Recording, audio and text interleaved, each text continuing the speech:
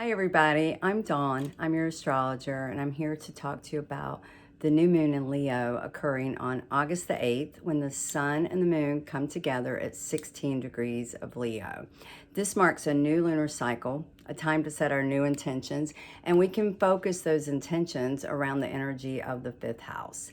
Leo is the fifth sign of the zodiac, and it is ruled by the sun, our inner fire, our spark of creativity, our childlike joy. And together they occupy the fifth house in our astrological chart.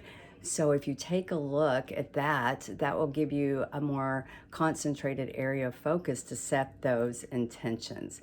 This is a very exciting new moon in Leo during Leo season because it is sandwiched in between two very rare Aquarius full moons. So the sun moved in to the sign of Leo on July 22nd, and then on July 23rd we had our first of two Aquarius full moons. Aquarius, the collective, humanity, equality, the collective consciousness, and the age that we are moving into. Aquarius is very futuristic and innovative. And Uranus, the ruler of Aquarius, is transiting the sign of Taurus. And so we have had this ongoing area of tension all year long between Uranus and Taurus and Saturn in the sign of Aquarius. Saturn representing the rules, the restrictions in our society, in the collective. And so during this new moon, the sun and the moon will be in a tense square to Uranus in Taurus, just a few degrees, 2 degrees of separation in this square aspect. So what we are witnessing is the Leo themes, the desire to be seen and acknowledged. Leo is a sign that loves to love and, more importantly, be loved. They kind of have a reputation for liking to be the center of the stage. And so we started out Leo season with Mars and Venus in the sign of Leo, really asking us to take some action and align with our values and show up in our sovereign truth, our authenticity, and share our individual talents and our individual gifts that make us uniquely who we are with others, with the world, with humanity. And so during this new moon, we have Uranus and Taurus in a tense square to the new moon. This can offer some innovative solutions for showing up and integrating ourselves in our authentic form into a society that, is full of diverse differences, and also embrace an attitude of allowance and acceptance for others to show up in their individual creative selves. And if there were ever a sign that needed two opportunities of culmination to share the stage and integrate with others equally, it is the sign of Leo. And so it's a beautiful, symbolic two full moons in Aquarius sandwiching this new moon. And so Mercury, our planet of communication, is giving us a little help during this new moon because Mercury moved into the sign of Leo on July the 27th, right after Leo season began.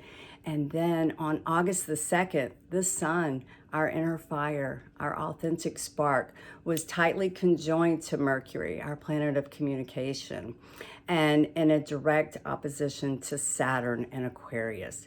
And what this did is it set the stage for us to learn to overcome the obstacles in society, in our world, in our personal lives, because Mercury is a personal planet. And what this did was it really aligned us with speaking our truth.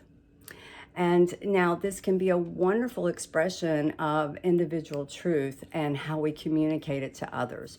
However, with this square to Uranus and Taurus to the full moon, this could very well fuel some really loud protests or outbursts in society where people collaborate on common causes and really go to, I don't want to use the word war, but really go out there in an effort to allow their voice to be heard, their opinion to be heard, and their values to be heard. And that's certainly an energy available for us to operate in. But more importantly, this is a story of the story we tell about who we are and how we share that with others, with the world. And a story about stepping out into an integrated future, yet not losing our individual selves. So a couple of other things that are going to be happening during this new moon is that Mercury, that planet of our analytical mind and how we communicate, will be in an opposition to Jupiter, the planet of expansion. And so that may fuel on a global level this expansion of us communicating our truth and kind of squaring off against that restriction in society. On a more optimistic, higher vibration, which is certainly the energy that Jupiter brings. Jupiter always brings blessings. It's the great benefactor, the great benevolent. And Jupiter is in the sign of Pisces. And so Mercury opposing Jupiter really expands this optimism around us, allowing ourselves to communicate with authenticity, who we are from a place of truth. And so we have an optimistic feeling with this connection that we can connect with other people and still show up in true form in our regal selves and speak our truth without fear of rejection or worrying about a lack of accolades. And so this is encouraging the strongest potential of Leo attributes.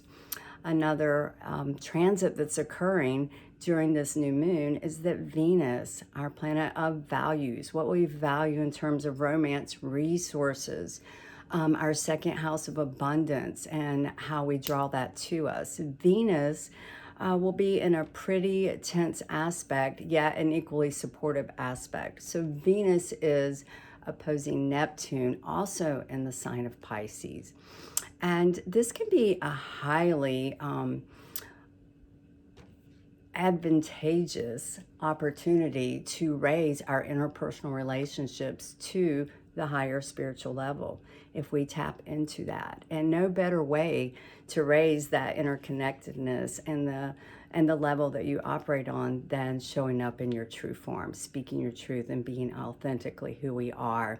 However, Venus, the planet of love and our human desires, really being fueled by this passionate, fiery Leo sun and moon, in this connection to Neptune, can be a little bit of a fantasy. It can be seeing things through rose-colored glasses. Let's remember that Mercury here in the square to Uranus, we could hear some shocking information. Everything that we hear is subject to revision, may not be exactly the truth. And so, you know, Neptune does have that illusion effect, and it can present in this Venus Neptune opposition as a type of self-delusion or illusion. So we really want to embody some patience before we act on our desires that appear during this new moon, especially with this challenging square to Uranus, which makes us want to do radical, shocking, sudden changes. It will behoove us to really embody some patience. We are getting some help in that area because Venus is also going to be creating a wonderful Earth trine to Pluto in Capricorn, really anchoring us down into that groundedness of our soul, of our indoctrination, and those parts that are so valuable that we choose to use them as an anchor to carry us through or to carry over into our future expression and our future ideas and vision. And so Pluto has been retrograding through the sign of Capricorn. Capricorn representing the old structures of our society, those outdated systems that have been collapsing over the past few years. And Pluto has been purging our personal power in this area to dissolve those commitments and contracts and obligations and ties to programming that no longer serve our best and highest good or align with our authentic versions of ourselves. And so Pluto is really purging that personal power so that we can ground into our authority, ground into those parts of who we are, and have the eyes to see and the ears to hear through this Venus-Neptune opposition. Now, this can be a catalyst for transforming our relationships, whether it's our relationship to money and our ideas of abundance and how abundance comes to us. Pluto is a planet that really purges the truth in order to help us evolve our soul to its highest potential of power. And so this ongoing aspect between Venus and these planets really being triggered during this new moon can really allow us to transform our relationships to money, to our love, interest, and partners, and really take them to the higher vibration of spiritual connection. You know, Neptune is the ruler of Pisces. Jupiter and Neptune are both there. The modern and the ancient ruler, really giving this optimistic energy that is available, giving this air of optimism if we look for it and engage in it. And so I just wanted to take some time and highlight some of the aspects at play during this new moon. It is a time for us to really step into our strength, our courage, and most importantly, operate from a place of joy. That childlike joy that we have perhaps gotten away from as life has showed up. Leo really is a super strong sign of tapping into that creative aspect and part of us, that thing that makes us uniquely who we are, and allow our inner fire to shine.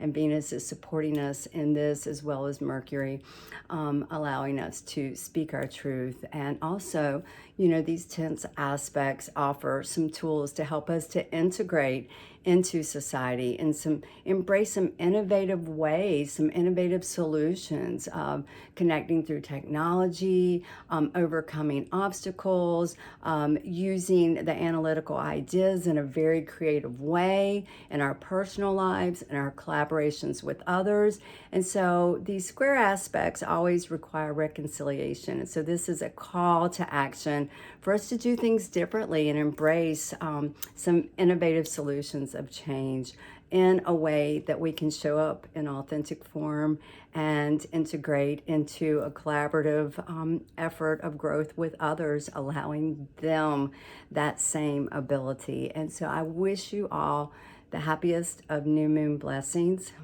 Thank you so much. And if you would like a little more information on your personal chart, you can download the Astromatrix app. And also, please remember to like, share, and subscribe to our channel to stay up to date for any information that we release regarding the astrological energy. Thank you. Bye-bye.